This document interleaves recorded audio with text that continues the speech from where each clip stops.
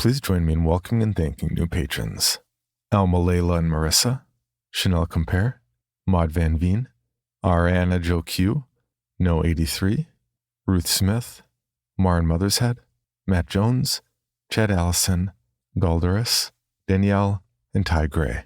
To see how you can support the podcast and get rewards like commercial-free episodes, immediate access to as many as 900 Patreon-exclusive episodes, and logo merch, please check out our donation tiers at patreon.com/creepypod. Now,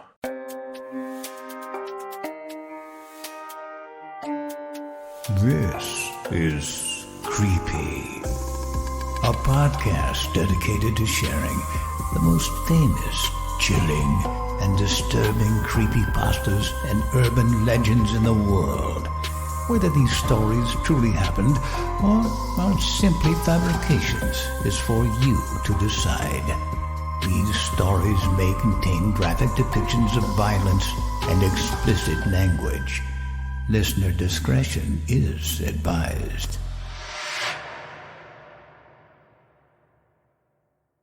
Creepy presents The Swan, written by Jesse Pullins and narrated by Nate Dufort.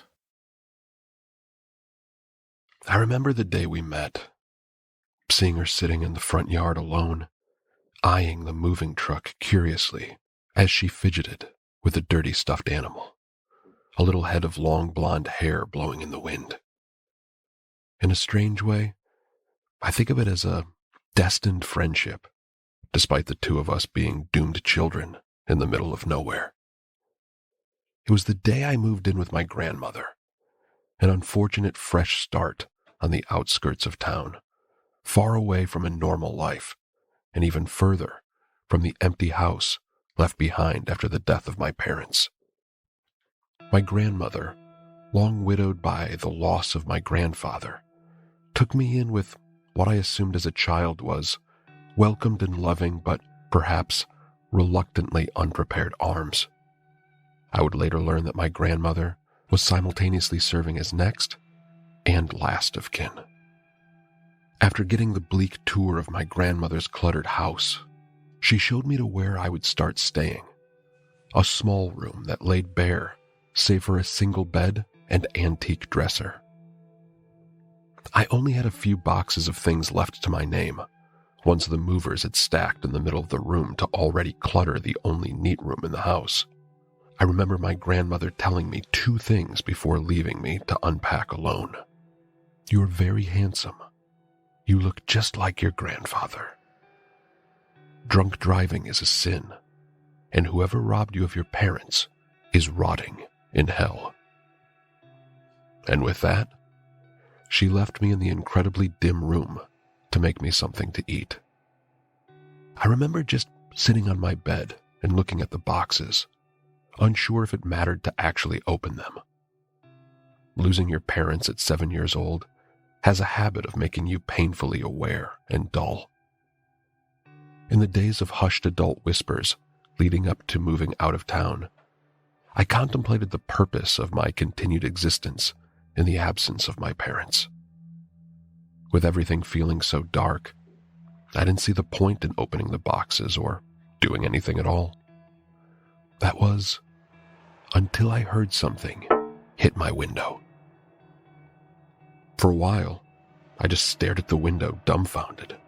There was nothing to do in her house, which seemed packed wall to wall with collectibles and a cabinet full of bottles that my grandfather had collected.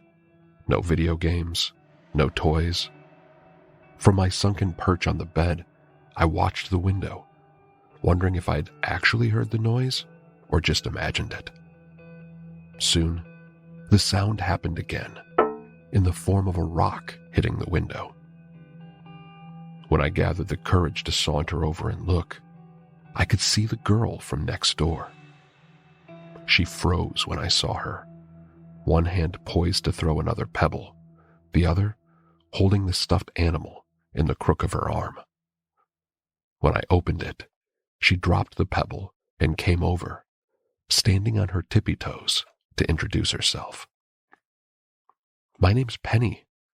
"Why are you here?" she asked shyly, bouncing on her toes. "I just moved in. My parents died," I said, mostly mumbling. "I'm sorry. My mommy ran away when I was a baby. You want to be friends?" I didn't understand the bruises on her arms and why she hid them. I didn't understand how dark and empty the world suddenly became, and why I still had to be a part of it. I didn't understand a lot when I was younger, but there was one thing I clearly understood. Penny and I would, in fact, be friends. It took me a while to come out of my shell, but I never fully made it back out. I didn't talk very much, something Penny accepted quickly. Neither of us spoke much, really. I remember we would play in her yard most of the time with whatever toys we had, with the understanding that I would never mistreat her stuffed animal. Despite it being dirty and ripped in places, Penny held it close at all times, no matter what we were doing. "It's a swan," Penny would say. "My mommy gave it to me before she ran away." It didn't look much like a swan, years of wear making it look more like a tired seagull. But Penny swore it was a swan, so I took her word for it. I remember asking her why Mother left, one of the first sentences spoken to her. She just shrugged and looked at the ground for a while, chewing her lip and holding the little swan close. Minutes would go by with her lost in thought, and I would just sit there and wait for her. Then she would perk up all of a sudden and ask to play tag or hide and seek. We would play day in, day out, usually until my grandmother called me for dinner. Penny would frown and watch me go, and I always felt bad for leaving. I would check on her during dinner, and she would just be sitting on her porch with her swan, or sometimes tossing rocks into the creek that made up half of our backyards. I didn't know why she never liked being inside her house, and every time I mentioned her daddy, she didn't want to talk about it. Penny's daddy didn't come out of the house much. Whenever he did, it was usually to yell at Penny for being outside, although he always talked slow and didn't make sense most of the time. He would always be tired, and he would always be angry. It would be years before I understood that her daddy was a drunk and that he liked to beat on her. Things like that have a habit of sitting on the back burner when you are little. I mentioned the bruises to my grandmother, and she said we shouldn't talk about it, that it was their business. Penny didn't want to talk about it either, so I pretended not to see them. In retrospect, I think my grandmother knew and wanted to help. She just didn't know how.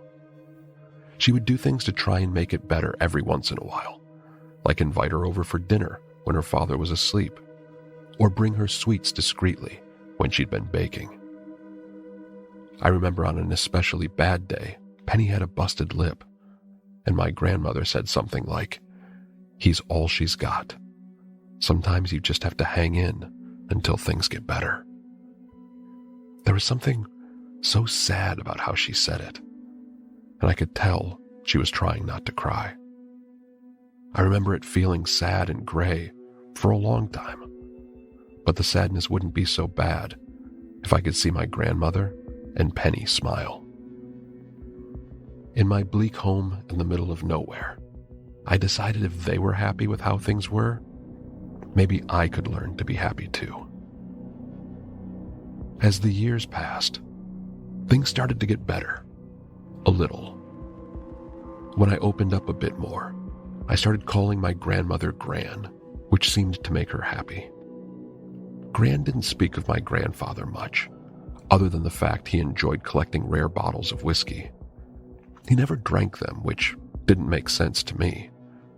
Gran said some people collected strange things, and she was just thankful he didn't collect guns instead. Even though he had passed years ago, she still kept the cabinet clean and dusted. I would spend nights looking at the old bottles, trying to imagine my grandfather holding them when I read the label. Penny and I became great friends. a friendship that lasted even after we started going to school. We would ride the bus together, an old rickety shuttle that would take us to a school I didn't much care for. It's not because I didn't have my old friends there anymore, but because the other kids weren't interested in being our friends.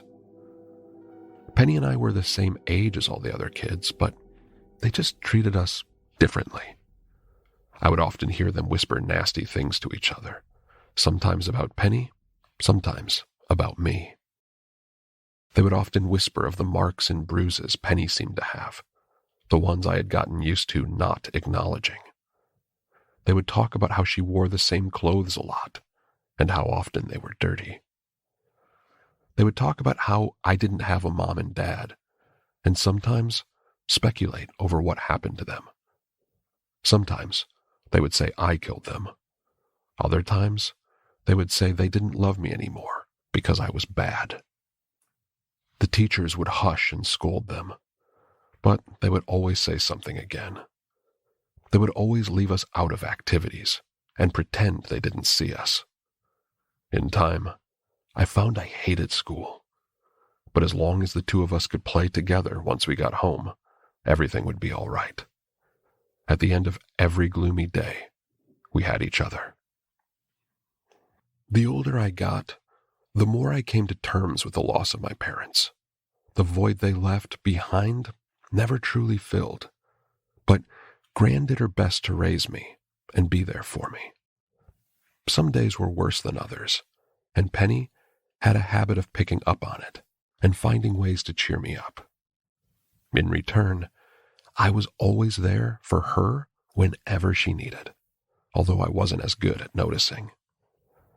Penny would always let me know, however, in the form of a pebble hitting my window. We would sneak out some nights, something that proved easy with how early Gran always went to bed and how drunk Penny's father always was.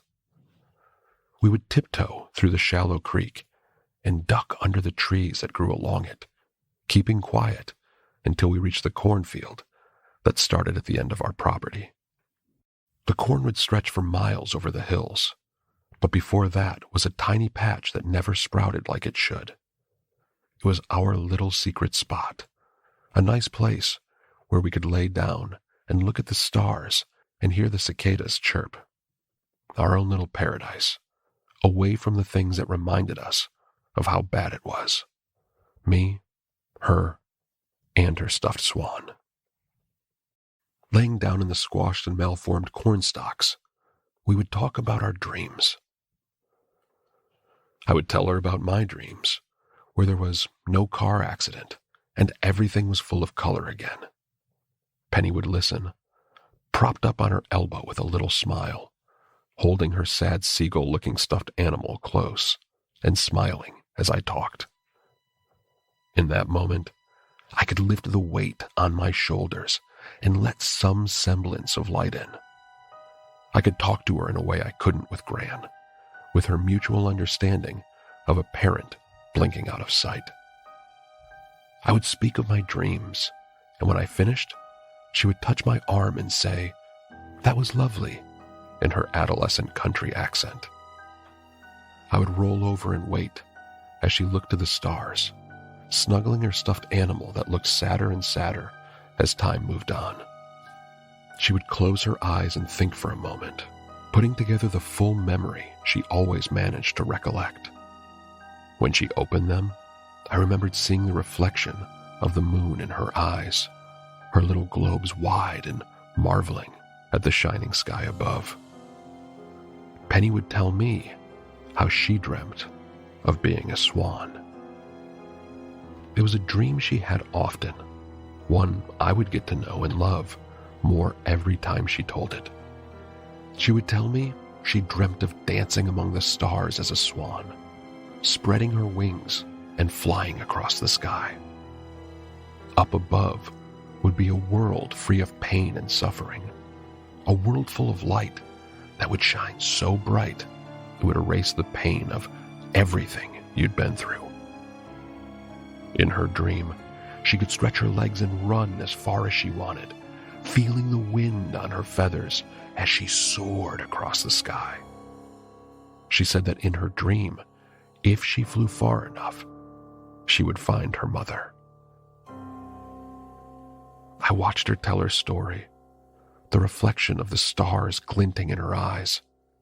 She would look happy, and the smile she wore while telling her story would put me at ease, and momentarily dull the feeling of loss and longing for days to come. It didn't matter how rough things were at school or how empty it felt at home. I would think of Penny the Swan, and I would feel better. Just as sleep would try and take me, Penny would help me up and tell me it was time to go home. Together, we would duck back under the trees and mind our footing through the creek, hoping we could creep back home just as soundlessly as we had left. Things continued as normal into middle school. I wasn't interested in having other friends. Whenever I'd finished my schoolwork, I took to books rather than socializing. Talking to others wasn't something I was particularly good at, and even if I was good at conversation, we didn't have anything in common. Gran didn't have a lot of money, so I was out of touch from whatever video games or movie craze everyone seemed to chat about. As Penny grew older, she learned to embrace her independence at home and spent a lot of time taking better care of herself and her home. Her clothes were much cleaner, and she spent a lot of time keeping her hair straight and untangled. Gran did whatever she could to make sure she had essentials like toothbrushes and decent conditioner, and whenever she bought clothes for me, she always tried to sneak in something for her as well. The school counselors knew what was happening at home, and sometimes reached out and made some attempts to address the issue. Penny's father would get better for a time, the bruises would stop, and things would feel better. But it never lasted long, and after a while, I suppose they stopped seeing the bruises like I once did. Maybe it was easier for them. When things were especially bad, I would hear the pebble hit my window. We would go to our secret spot and talk of our dreams, the one thing that would always reset things for a time. But as I got older, I dreamed of my parents less and thought more of Penny finding another home, one where things weren't so bad all the time. Penny still talked to the same dream, her dream of being a swan. It still held the same radiance as it always did, but it made me feel differently when I heard it.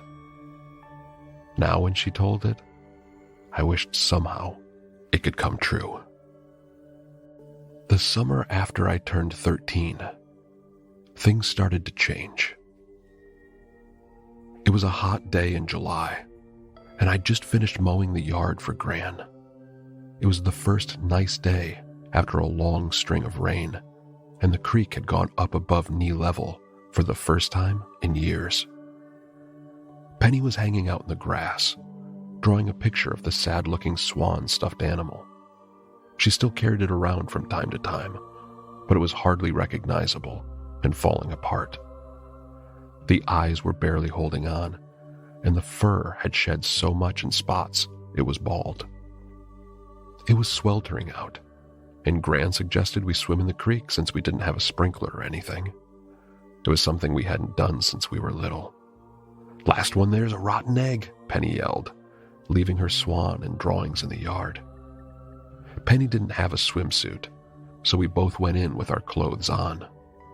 The water was freezing, so we took turns splashing each other and running away. Gran watched from the top of the hill, laughing as we trounced through the creek. Penny was wearing shorts and one of her father's old t-shirts, one so long her knees would catch on it in the water. It would slow her down when she fought with it, so I would always be able to get away.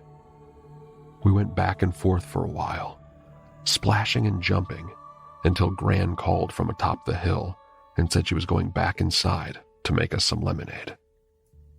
When Gran was gone, Penny told me to turn around and cover my eyes. I teased her about it, thinking she would use the opportunity to try and get the jump on me. She swore she wouldn't cheat, and after going back and forth, I sighed and did what she asked. Behind me, I heard her messing with something, giggling in between the sounds of her straining with something. After a wet plop on the water, she told me to turn around and open them.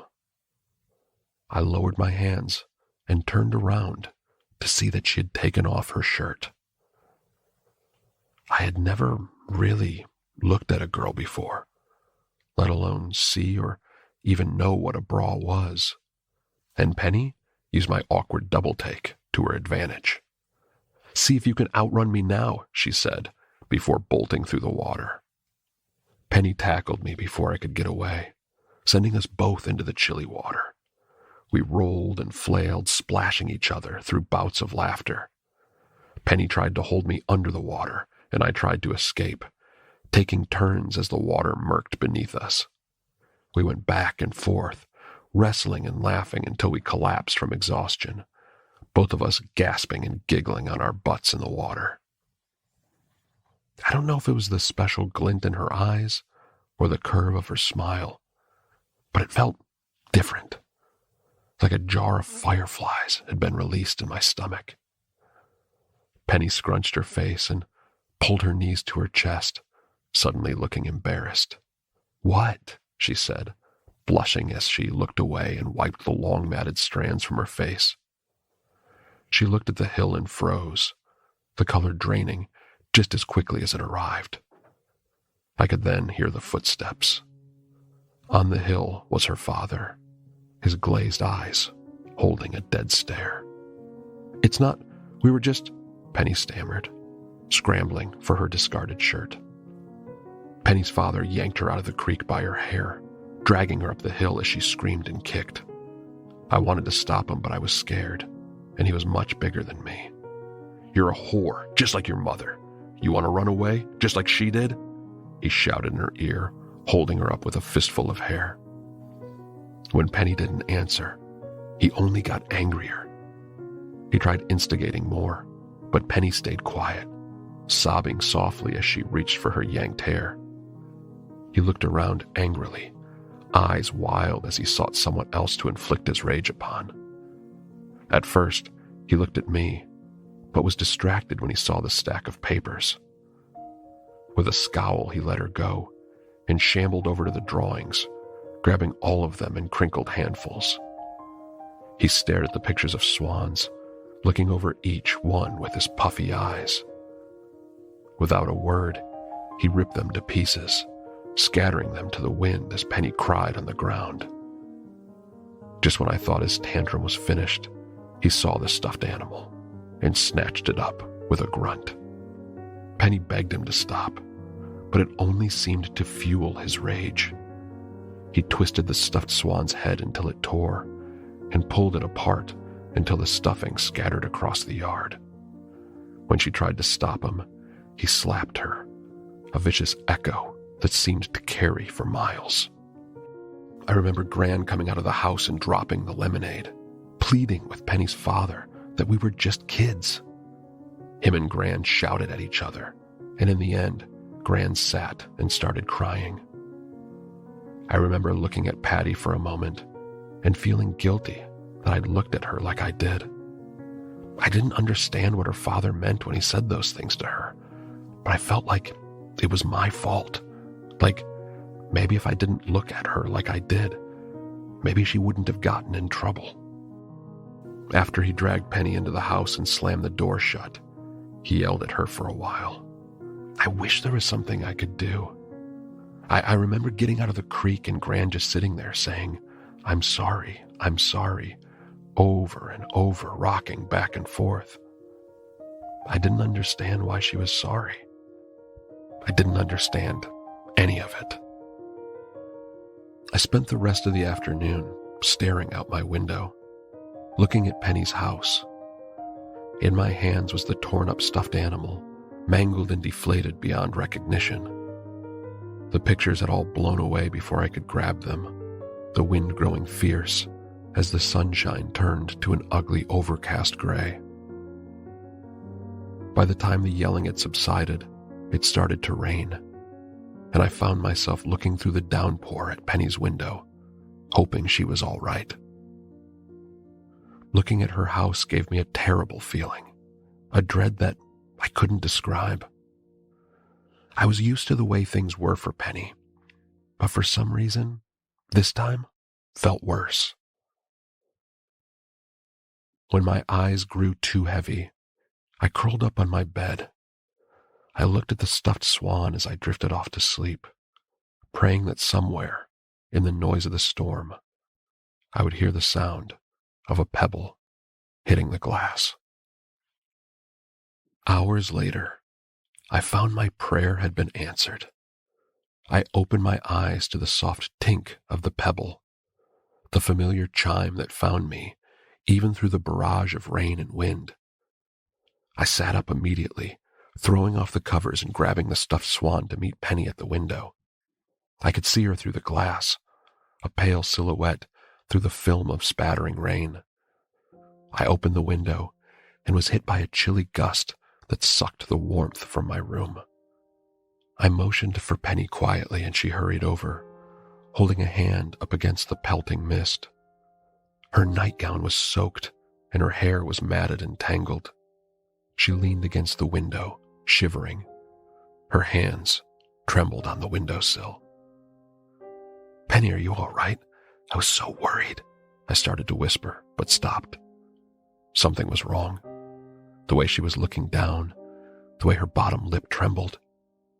Her cheery perseverance was gone, and in its place, a cold and broken shell. I reached for her, and she flinched away, shuddering against the storm as she hugged herself. I waited for her to say something, but I got my answer when she looked up.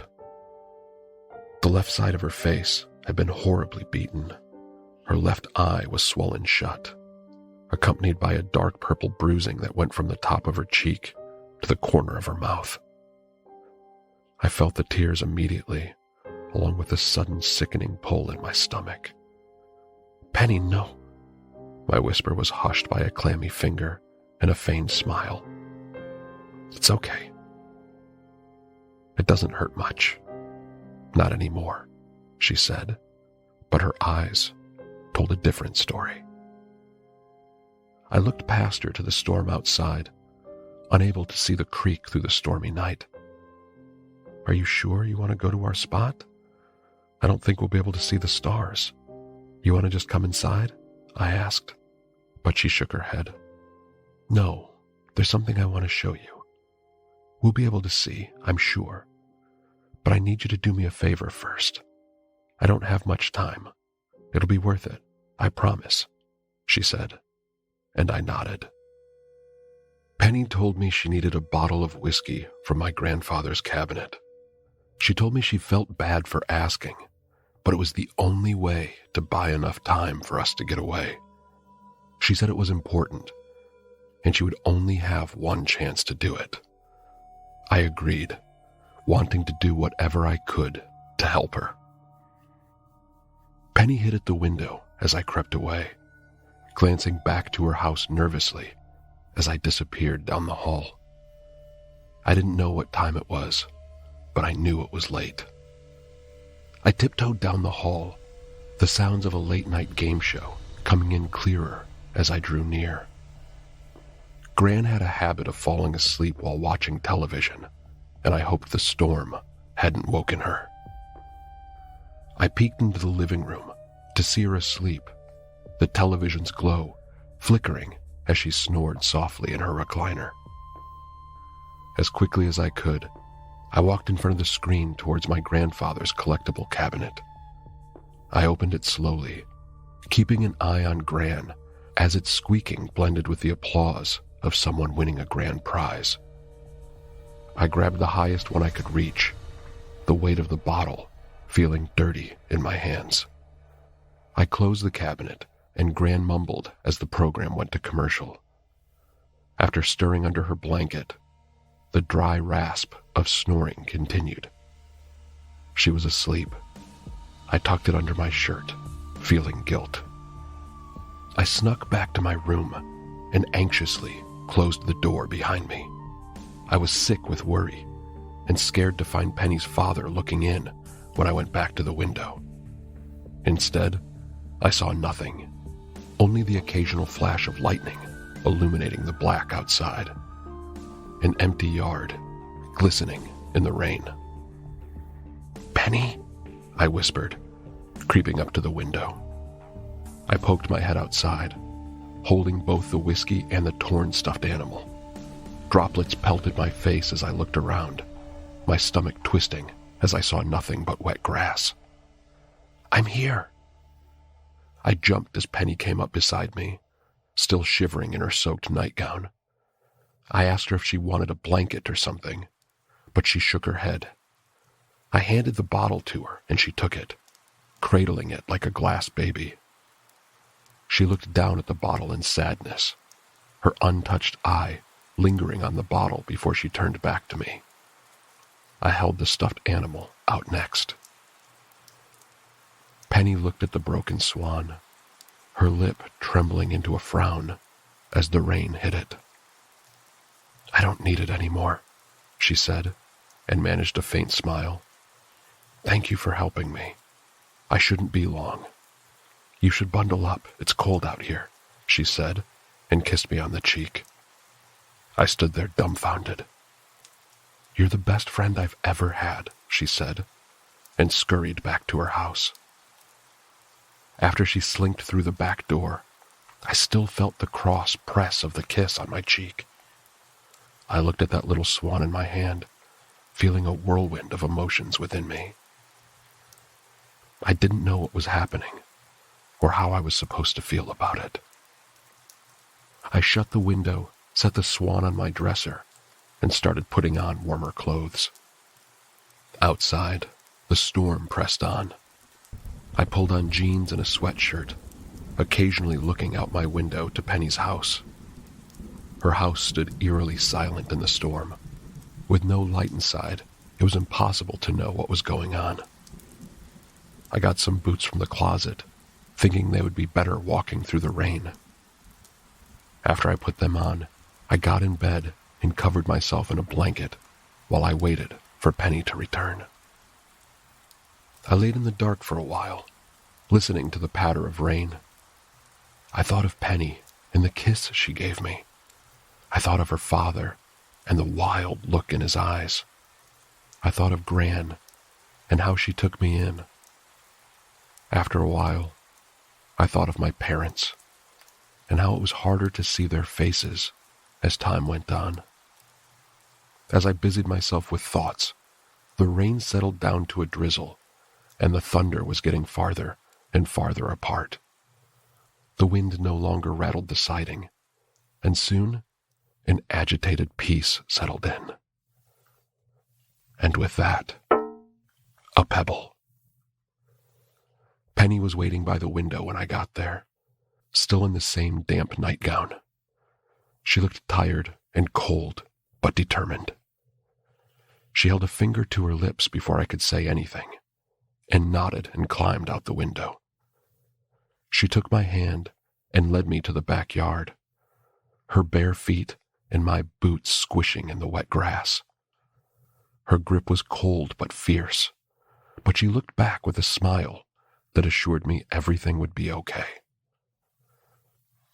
The storm was fading, and on the horizon, the dawn fought to poke through the gloom. Together we went down the hill, leading to the creek, holding each other up each time the earth slid beneath us.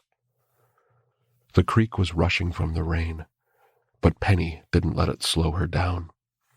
She was focused, pushing through steadily as I held on tight. My boots sucked at the mud, but I kept up, sucking in breath as the cold water passed by my legs like ice. We made it through, both of us huffing with excited exhaustion. As I caught my breath, she let go of my hand and ducked into the trees that led to our secret spot. I looked back at our houses, the mental noise of the pain they brought, fading the further we got away. When I ducked in, Penny had already reached the edge of the woods. She motioned for me to follow, and disappeared into the corn. I followed quickly, clumsy soaked boots trudging through with every step. I tried to keep my focus ahead, watching the corn get closer and closer, and I tried to keep up. With the faint light of dawn, I noticed something in the mud beneath me. It didn't make sense at first, but the longer I looked, I started to notice a pattern. 2 sets of bare feet were imprinted in the mud, 2 facing in the direction of our houses, 2 facing the cornfield. A single smear drug between them. The path led all the way to our secret spot. Once I reached the corn, I saw a single patch of disturbed stalks. Some of them had been flattened or broken, a path the smear ran directly through. On the other side of the corn, I could see the outline of Penny waiting patiently. As I waved my way through the stalks, I started to hear something, like an incoherent mumbling. It got louder the closer I got, the mumbling turning into groaning, then mumbling again. When I made it to the secret spot, Penny was there. She walked over silently and took my hand and smiled, pulling me into a hug with both arms. She was still cold, but she wasn't shivering anymore.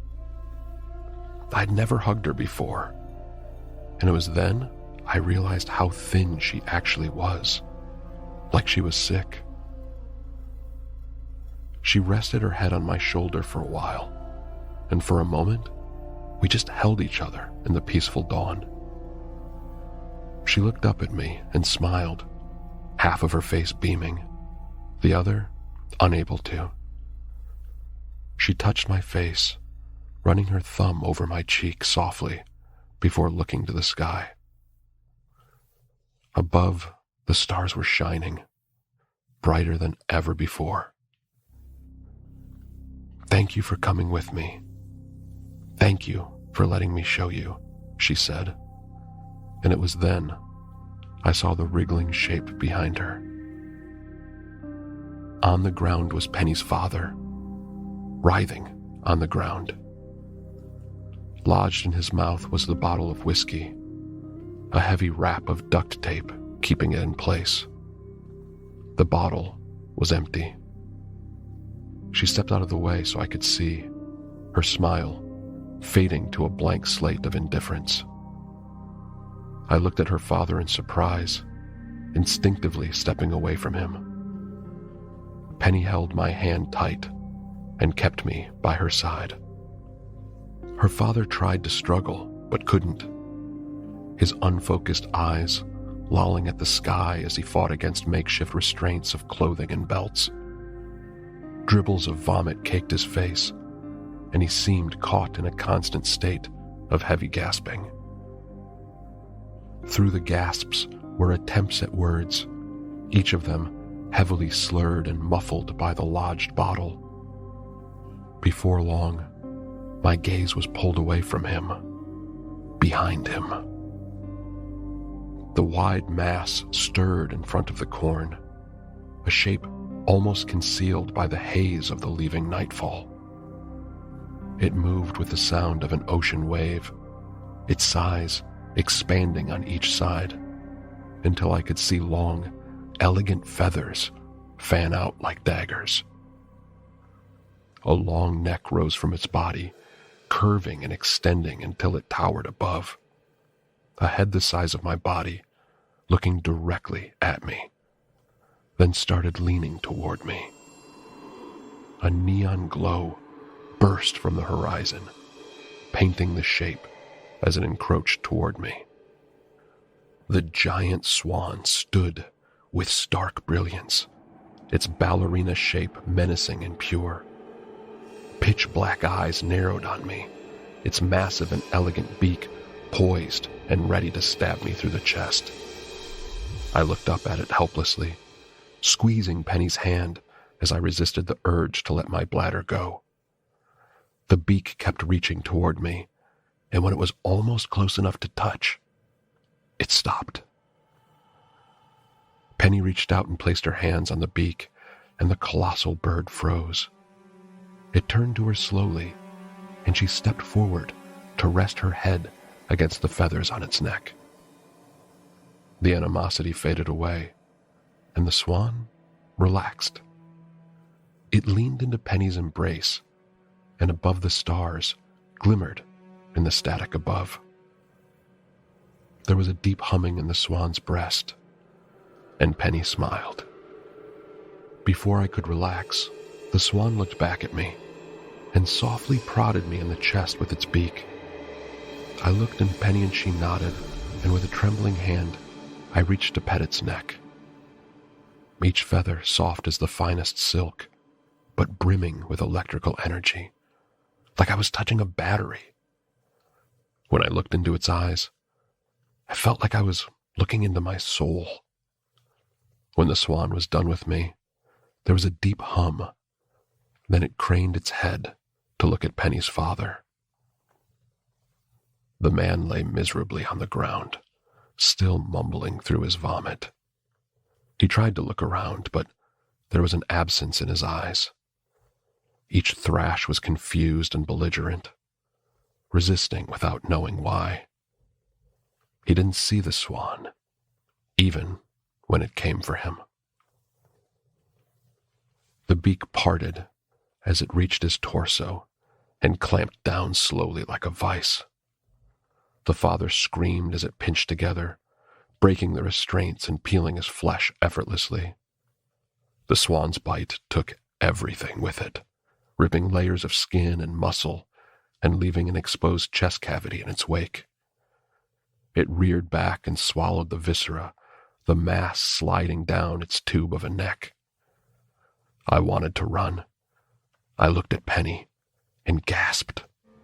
Penny's mouth was open wide, her jaws struggling as she bared her teeth. It kept opening until her jaw broke, a terrible wet crunch that brought tears to my eyes. She was looking at me, a single tear falling before her eye disappeared, buried under folds as her face scrunched and folded together, making way for what was forcing itself out of her throat. A long bill, blood-stained and burnt orange, kept protruding until it crowned a head. Penny's head separated to accommodate the expunging mass, and I watched in horror as her body tore vertically and a pair of stained wings stretched from the remnants of her shoulders. The strings of the nightgown snapped, revealing a feathery breast speckled with red. I held on there until there was nothing left to hang on to, and could only watch as short-paddled feet stepped out of the gore. The swan that burst from Penny walked awkwardly at first, but after a few steps, balanced on newfound feet, it looked up at the giant swan who nodded from up above. Penny's father was still trying to scream, but his strength was fading. His chest was a mess of flayed pectoral muscle, shifting organs, and a beating heart struggling to stay inside its ruined containment.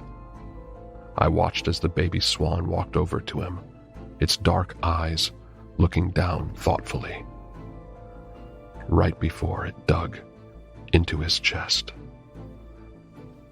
The beak was sharp, separating the tissue as it rooted around. Penny's father thrashed weakly, unable to defend himself. When the beak found his heart, it pinched and ripped it free, holding it up triumphantly before rearing back and dropping it down its throat. Arterial spray scattered in all directions, staining feathers and corn alike. When the baby was finished, it backed away from the corpse, the bulge of the heart still working its way down the throat. The giant swan reached down and gave an affectionate embrace. The sun burst through the tree line, and tantalizing pink and orange painted the sky. They stood there like sculptures, like masterpieces from carved diamonds that reflected the light of the sun. It was beautiful. When they were done, the swans looked at each other, then looked at me, The smaller one looked back at the mother and stood awkwardly, shuffling on its paddled feet. The mother scoffed and nudged the baby over to me. It walked hesitant at first, but eventually approached, its wings held bent in front of it. The mother turned and scooped up the rest of the father, gathering him up in one large, delicate bite. I looked at the small swan, then looked to what remained of Penny. Whatever was left was fading into the grass, withering away like ash on a campfire. I looked at the remains, feeling a ball in my throat and a heaviness in my chest. The swan reached out a wing and blocked my view of it, its dark eyes looking upset. It exhaled through its nasal passages in a way that felt sympathetic. I reached out for it, and it leaned against me, its long neck resting on my shoulder as its wings stretched out and wrapped around me. Through the blood and feathers, I felt the embrace of Penny, a kind soul meant for a better world. The swan whistled softly, and I started to cry. Throat-aching sobs I couldn't hold back. The swan hummed softly, swaying with me. We stood like this until my tears ran dry, and the swan pulled away to rejoin its mother. I wiped my eyes and watched her go, the haze of the sun lifting the weight of the pain I had gotten so used to ignoring. Together, they stretched their wings, thousands of feathers casting shadows over the corn, and with one grand flap, they were gone. Ever since she was a kid, Penny dreamed of being a swan. It was a dream she had often, one I would get to know and love more every time she told it. She would tell me she dreamt of dancing among the stars, spreading her wings and flying across the sky. Up above would be a world free of pain and suffering, a world full of light that would shine so bright it would erase the pain of everything she'd been through. I'm older now, and things are much better than they used to be. I learned to have another family, one that won't have to know the pain of a broken home, and don't have to wonder if they belong. Sometimes I go out at night and look up at the stars. I think of Penny, the swan, and if I look hard enough, I can see her flying with her mother. For your bonus episode, Creepy presents Der Mampf, written by Ryan Peacock. When I was a little boy, my mother used to tell me stories about Der Mampf. He was a sort of local boogeyman in the town I grew up in, a spooky story for parents to tell their kids. Nothing more, nothing less. The one she most often told was about a little boy named Stefan, who was a very loud and lively child. Stefan liked to play from the moment the sun rose until long after it set. And though his mother and father would often tell him that he needed to go to bed, Stefan would not. When they tried to tuck him in, he'd wait until they had left before creeping out of his bed and playing with his toys once again until the noise he made caused his parents to come and put him back to bed. One time, Stefan had asked his mother why she insisted he be asleep by dark, and she told him that if he remained awake and continued to play, then he risked drawing the attention of Der Mampf. Der Mampf is a terrible creature, she said to him. He lives in the forest and comes out at night looking for something to eat. He has no eyes, so he listens for loud sounds and follows them back to their source. Why do they call him Der Mampf? Stefan had asked. That sounds like such a silly name. They call him Der Mampf because he is the man with 10,000 teeth. When he bites into your flesh and begins to chew, The agony never stops. As your body slides down his gullet piece by piece, those teeth crush and mush you into a pulp. He starts with your feet, then he bites off your legs.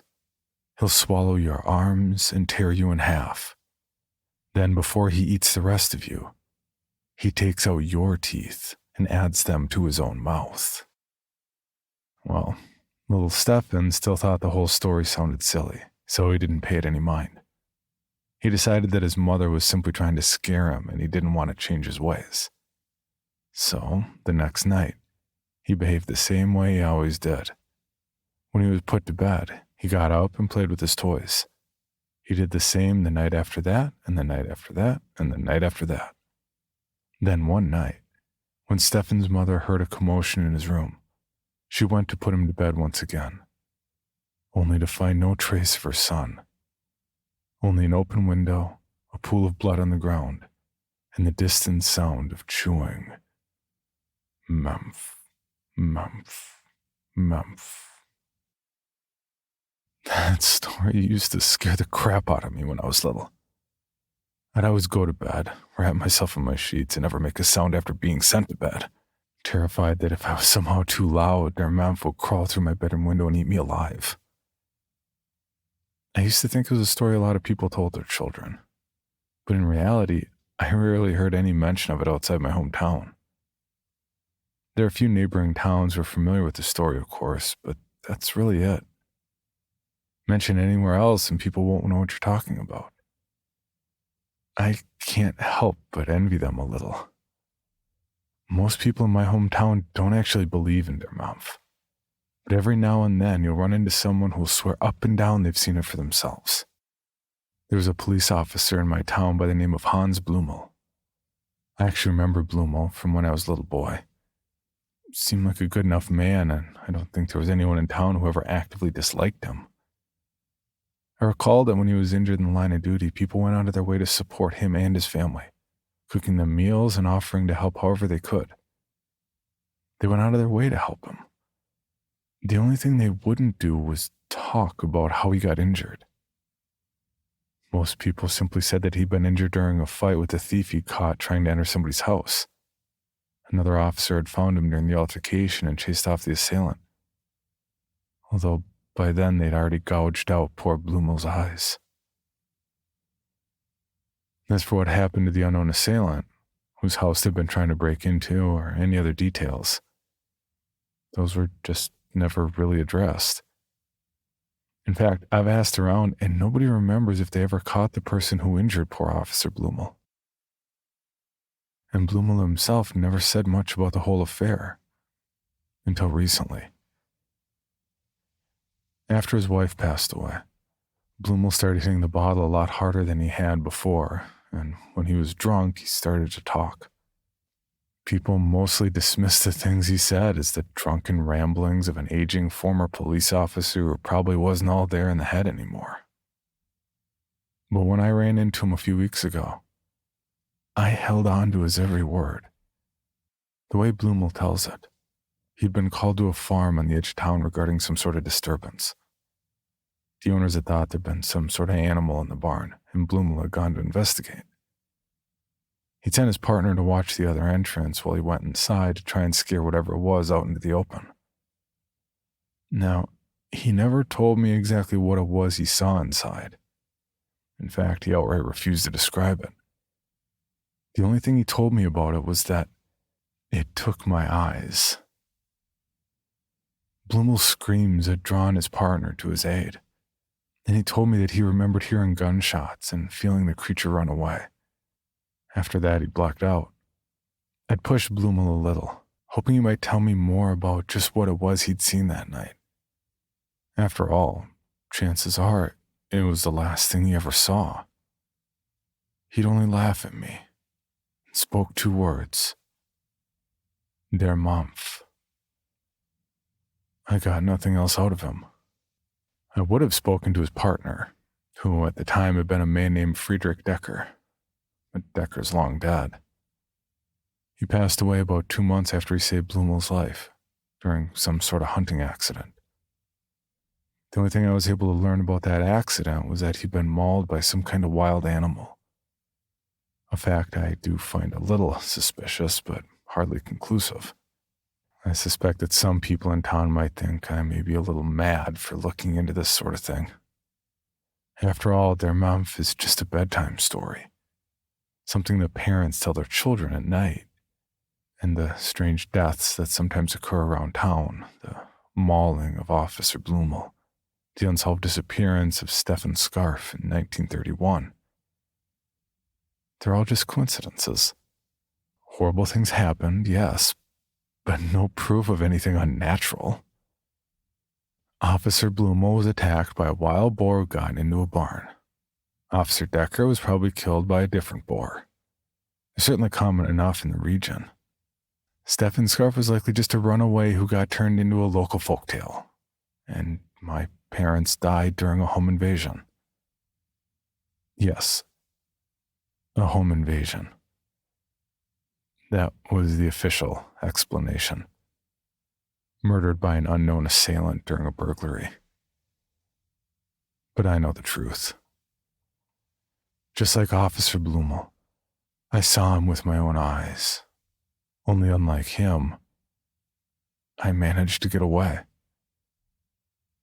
My mother and father were very much in love, and it wasn't uncommon for them to leave me at home for a night out. When I was young, they'd usually leave me with a relative for the night, but as I grew older, they saw no issue with leaving me at home to care for myself.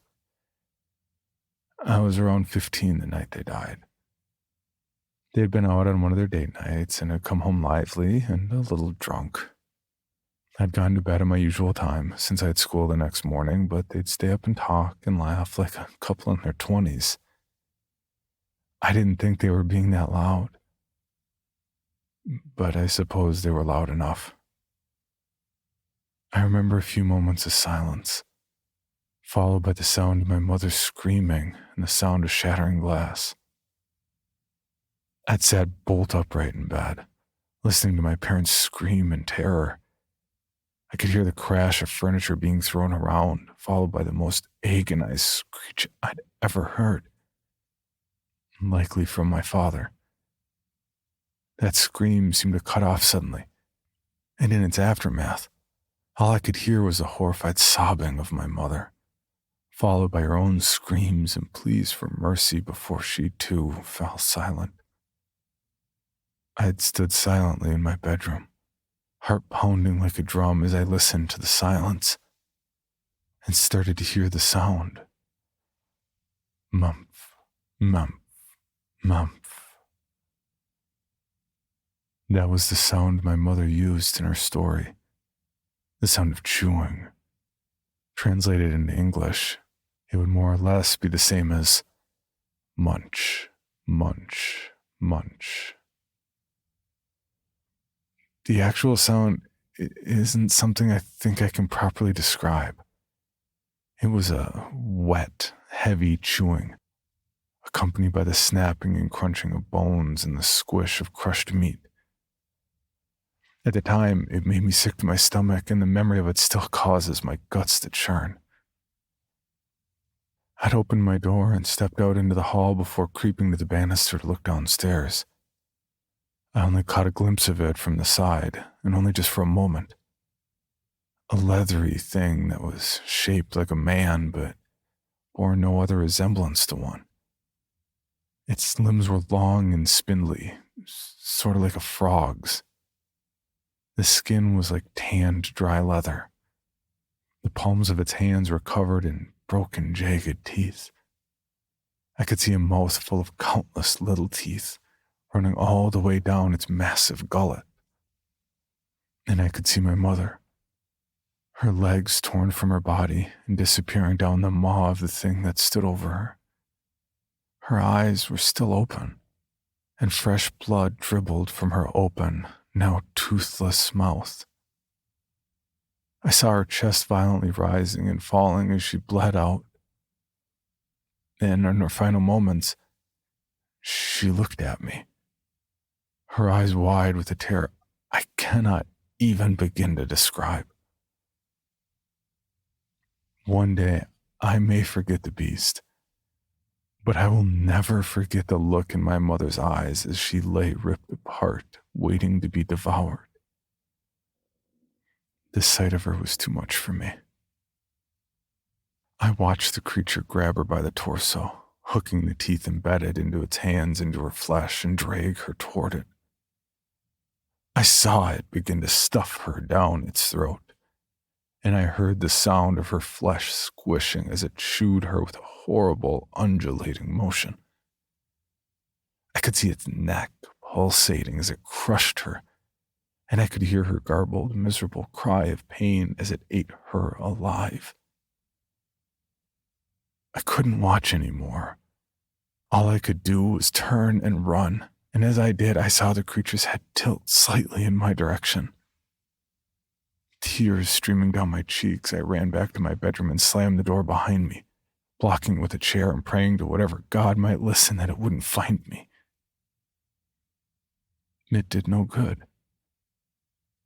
I could hear footsteps on the stairs, and I could hear the sound of heavy breathing in the hall. I could feel its presence nearby. Somehow, in a way I don't know that I can describe, I could feel it, like a weight on the edge of my subconscious. I knew it was coming for me. I could hear its low, heavy breathing, and I could hear the sickening squish of my mother's flesh as it chewed on her. I could hear bones cracking and the weak whimpers she made as it consumed her. I knew it was coming closer to my door, and so I did the only thing I could. I opened my window and climbed out. No sooner had I done so that I heard the sound of my bedroom door flying open. In the moment before I dropped down to the ground below, looked back to see the shadow in the hall. I didn't look back again. That night, I woke up a neighbor by pounding on their back door until they answered. They called the police for me, who found only blood. Nothing else. We buried empty caskets, and they concluded that my parents had been killed during a home invasion. I was sent to live with my grandfather, and that was that. I don't talk about what I saw very often. Most people in my town don't believe in their muff. And long ago, when I tried to tell them the truth, they dismissed it, writing me off as nothing more than a poor, traumatized boy who just lost everything. But I remember all too clearly what I saw that night, and I know now that I am not the only one who has seen it. I will keep digging. Hopefully, if I dig deep enough, I might be able to find out what it truly is, where it came from, and maybe even how to kill it. One way or another, I will force this bedtime story to its happy ending. For more information on this podcast, including how to submit your own story for consideration, please visit creepypod.com. You can also follow us at creepypod on social media and YouTube. All stories told on this podcast are done so through Creative Commons Share-alike licensing or with written consent from the authors. No portion of this podcast may be rebroadcast or otherwise distributed without the express written consent of the Creepy Podcast production team and the story's author.